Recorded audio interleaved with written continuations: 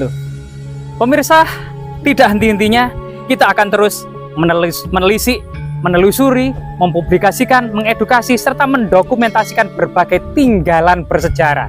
Karena Jawa Timur ini memiliki potensi yang besar ya, dalam kemudian dari segi geografi, mampu menjadi pertahanan yang sangat luar biasa sekali pada masa peradaban kuno, serta merupakan lumbung pangan. Mengalirnya Sungai Brantas dan Bengawan Solo di Jawa Timur juga turut andil dalam membentuk peradaban yang ada di Jawa Timur.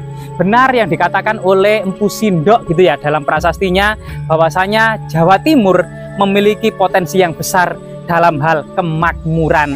Kali ini kita menelusuri jejak-jejak peradaban leluhur kita. Kemungkinan memang ada peradaban-peradaban tertua di abad ke-10 dalam sebuah bentuk prasasti, candi, atau istana yang terpendam, atau jejak-jejak artefaktual, ekofak, dan fitur lainnya. Mari kita telusuri sungai yang sangat bersejarah ini dengan sawah-sawah yang ada di sekitarnya.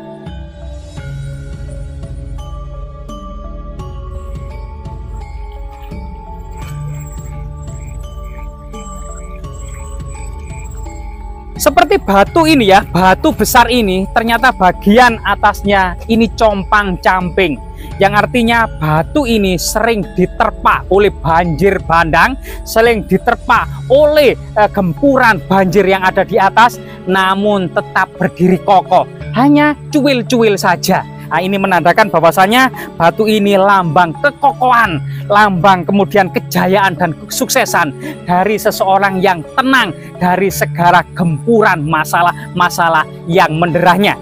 Jadi kita lanjutkan. Tapi mirip batu meteor ya teman-teman, hitam, kelam, dan sangat keras.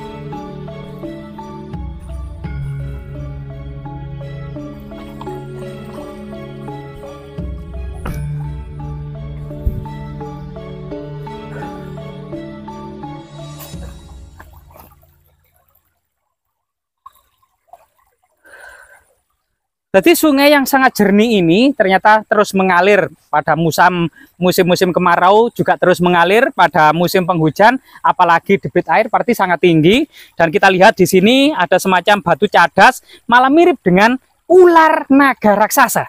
Lah ini. Nah, yang keluar dari perut bumi ya, jadi menjorok ke sana. Ini luar biasa sekali.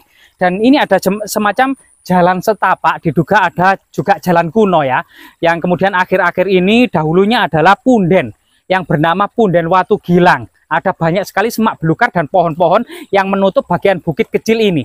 Ternyata setelah kemudian dibersihkan oleh warga, tersingkaplah sebuah candi yang sangat megah pada masanya.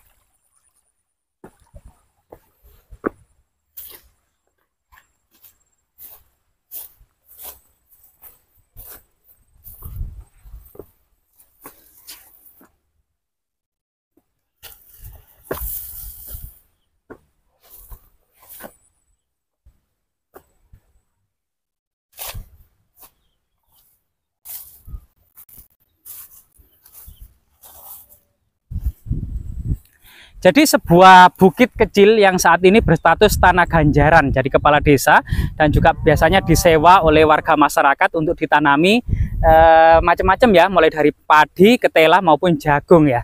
Dan saat ini kondisinya memang sudah beroh. Beroh itu artinya tidak ada tanaman, habis dipanen.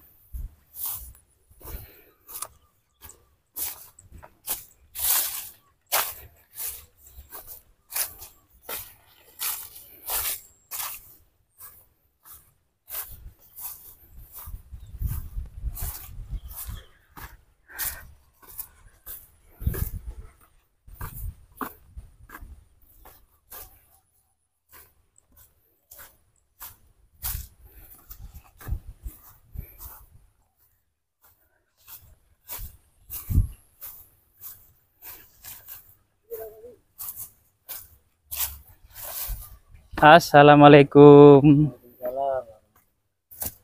Nun sewu Pak Polo. Pak Polo ini dereng mriki. Dereng mriki. Nggih. Pak sinten iki, Pak? Pak Urip. Pak Urip. Biasa nggih nongkrong kali Pak Polo mriki, nggih. Kali Mas sinten iki? Mas Andi. Mas Andi nggih ya. Oh nggih sering tepang kula ning mriki. Nun sewu Mas Andi, tumut. Lembar masih. Nggih. Jadi situs dan punden yang sangat keramat ini setelah dibersihkan oleh warga ternyata diduga ada semacam candi yang megah pada masanya ya, dan saat ini terus menjadi situs religi atau masih disakralkan dan menjadi situs magis gitu ya. Dan jika kita lihat ternyata penuh dengan fragmen batu bata kuno gitu ya, dan batu bata kunonya ini dari segi ketebalan misalnya salah satu contoh ya, di sini kita lihat. Nah, ini ada berbagai ukuran batu bata mulai dari ketebalan sekitar 8 cm yang diduga batu bata ini abad ke-10 atau jauh sebelum era kerajaan Majapahit. Bahkan pecahan tembikar terakota yang dikumpulkan oleh warga ini sangat banyak dan melimpah ya. Berbagai jejak kemudian gentong, kuali, buli-buli, jambangan, terakota ya, termasuk kendi. Nah, ini adalah apa namanya? Bagian dari pancuran kendi, bagian dari pegangan kendi atau leher kendi gitu ya, dan di situ ada terakota termasuk ukel. Nah, ukel ini yang merupakan hiasan dari atap genteng dari sebuah bangunan pada masa kuno. Jadi jangan salah kalau kemudian pada masa kuno itu masyarakat sudah mengenal genting. Jadi ini adalah bagian dari pinggiran-pinggiran atap rumah ya, yang bagian pojok-pojok atau limasan-limasan itu biasanya dihiasi dengan ukel, yang dimungkinkan memang situs ini meneropong sejarah yang cukup panjang, diduga mulai dibangun sejak masa Empu Sindok, sebagaimana kemudian berita prasasti tertua, baik itu prasasti Wulik gitu maupun prasasti Ketanen gitu ya, maupun kemudian terus dilestarikan pada masa kerajaan-kerajaan berikutnya, pada masa kerajaan Kahuripan, Kadiri, Singosari hingga Majapahit ya, di pertengahan abad ke-16 Masehi. Selain itu, selain kemudian banyak sekali fragmen terakota, fragmen tembikar, juga fragmen keramik Tiongkok dinasti, berbagai macam dinasti. Jadi di sini dikumpulkan oleh warga keramik Tiongkok dari berbagai macam dinasti, mulai dinasti Sung, dinasti Tang, dinasti Ming gitu ya. Dan ini adalah keramik-keramik yang memang pada masa kuno Majapahit belum bisa memproduksi bagian tembikar yang berglasir seperti ini, karena ini adalah dari bagian yang terbuat dari batu-batu tertentu di Tiongkok. Jadi di Tiongkok gitu ya, negara memiliki peranan penting dalam kemudian mengembangkan UMKM pada waktu itu di desa-desa, di provinsi-provinsi, di Gansu, di Yangsa, di Longyang, itu banyak sekali kemudian provinsi-provinsi ini menghasilkan keramik yang berglasir, baik itu berwarna kulit telur bebek maupun hijau maupun keputihan dinasti Ming gitu ya. Jadi sepanjang sungai Yangtze-kiang, sepanjang sungai Huanghu ini diproduksi besar-besaran, sehingga kapal dagang Tiongkok yang sangat besar terutama Cheng Ho gitu ya 5 kali ke Majapahit tahun 1406, tahun 1411, tahun 1415, tahun 1419, dan terakhir tahun 1433 datang ke Majapahit membawa kain sutra dan bertonton keramik Tiongkok untuk ditukar dengan produk-produk andalan Majapahit, yaitu ada 5: palah, cengkeh, lada, kayu manis, dan jahe. Inilah kemudian rempah-rempah yang diburu dunia pada waktu itu ditukar dengan barang-barang Tiongkok, yaitu sutra dan keramik Tiongkok ini. Dan siapa sangka dahulunya ini merupakan candi yang sangat megah. Ada beberapa fakta historis maupun artefaktual, ekofak, dan fitur. Coba kita menghormati leluhur kita dahulu ya. Nah, jadi di sini ada semacam altar pemujaan gitu ya. Nah, ini coba kita hormati. Rahayu, Rahayu, Rahayu, Mbah putunipun sowan, ong wilahing sekaring jagat bawana langgeng sekaring kajang sekaring mayang.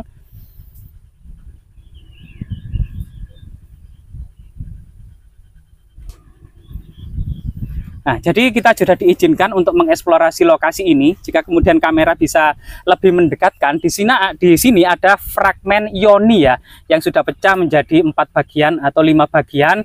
Nah, di sana itu ada semacam fragmen arca Ganesha. Nah, ada semacam hiasan ceplok atau bunga yang ada di sana, juga sangat indah. Nah, dan ini merupakan jejak-jejak yang sangat arkais atau sangat kuno dari segi ragam hiasnya. Jika kita lihat di sebelah sini, maka ragam hias pun akan terlihat juga sangat kuno sekali ya. Ada beberapa jejak suluran atau kemudian ceplok gitu ya, dan segitiga tumpal ya, yang menandakan sangat arkais. Ini berbeda dengan kemudian ragam hias era kerajaan Majapahit yang memang didominasi pada masa Majapahit adalah sulur gelung, ceplok maupun segitiga tumpal. Namun pahatan di sini ini sangat halus yang menandakan sifat-sifat dimungkinkan bangunan ini memang era Empu Sindok, yaitu abad ke-10 Masehi ya. Jadi jika ditemukan fragmen Linggayoni, fragmen Arca Ganesha, dan ini juga ada batu dakon ya, jejak-jejak persajian di masa lalu, maka dimungkinkan ini adalah dahulunya sebuah candi besar yang ada di tengah di sini ya. Nah, itu diduga menghadap ke arah barat dengan kiri kanan pintu masuk yang selain Makara, pipi tangga candi, ada Arca Mahakala dan Nandi Suara. Di depannya diduga ada arca. Di sini ada semacam bangunan wahana ya, tempat dari kendaraan Dewa Siwa, yaitu Lembu Nandi. Sedangkan jika upacara serada ataupun melakukan ritual mengitari candi pradaksina, maka pertama-tama seorang pendeta akan memimpin orang-orang untuk melakukan ritual pradaksina. Yang bagian selatan ini ada sebuah relung ya, relung yang berisi Maharsi Agastya, yaitu sosok manusia suci yang menyebarkan agama Hindu yang di Pulau Jawa. Jadi pemujaan Resi Agastya ini sangat tua, sebagaimana prasasti Dinoyo itu ya, yang ada di Malang, yang ada di Candi Badut ini yaitu nenek dari Gajayana itu telah memberikan arca Maharsi Agastya atau Agasti dari kayu cendana untuk dibuat tiruannya yang terbuat dari batu hitam yang halus ya. Nah, ini adalah Maharsi Agastya.